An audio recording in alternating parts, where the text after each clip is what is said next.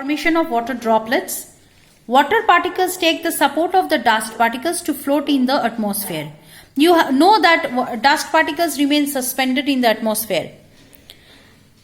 And water particles takes the support of this dust particles so that they can remain suspended. They can float in the atmosphere. According to their heights above the ground, appearance from the ground and certain special characteristics, clouds are classified into 4 types. Cirrus clouds, they are feathery, they look like silky strands, and you will find this type of clouds at an altitude of 5,000 to 10,000 meter. These are rainless and they are composed of some crystals of ice and bring pleasant weather, very, very pleasant. They never brings any rainfall. Next is cumulus, cauliflower shaped, thick, dome shaped, which are found between the altitudes of 2000 to 600. See, there is a illustration diagram, types of clouds. This one you can practice. Types of cloud diagram also you practice.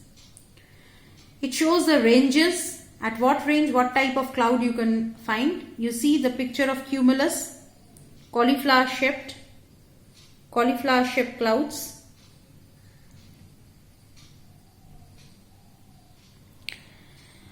They cause sharp showers. That means they bring heavy rainfall with lightning and thunder. They are usually white or grey in color. Next is stratus cloud. Flat with little waves, and they remain spreaded out over throughout the whole sky and formed at low altitudes at 2000 meter. They cause drizzle or ice prisms. They are uniformly grey and dull in color. Next you have the nimbus cloud. Nimbus clouds are very thick, dark, spread out in layers. They are actual storm or rain clouds which bring continuous rain or snow. They are found at altitudes below 2000 meter and weather can be easily predicted with the help of studying the cloud type. Because in the weather stations they observe and study the types of cloud and then they make a weather forecast.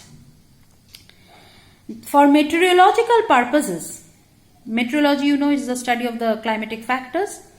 For this, the amount of cloud cover in the sky is expressed in octaves. Now let us move to page 34.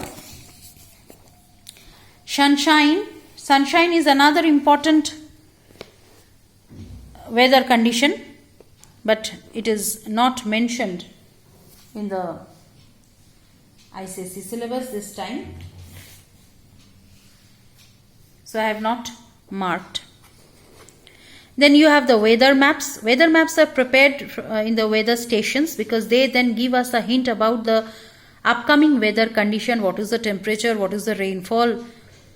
Because weather affects our life, our environment, our lifestyle, our economic activity, everything. I am not going into detailed explanation, but just a hint I am giving because weather conditions shapes our life. So predictions are made at different weather stations and the weather forecast are done through newspaper, radio and television. Next, wrap it up. You see I have ticked all 4 points and glossary only the last one, climatologist.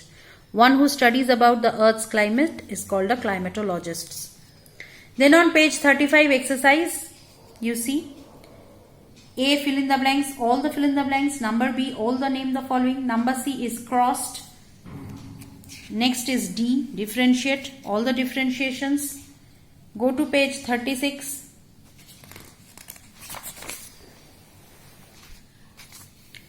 Number E, 1, 2, 3 and 5. Number F, 1, 2, 3 and 4. Mark these question answers. Prepare this. Read the chapter, follow my explanation and then read the chapter thoroughly and prepare it nicely from inside as well. Thank you for watching the video.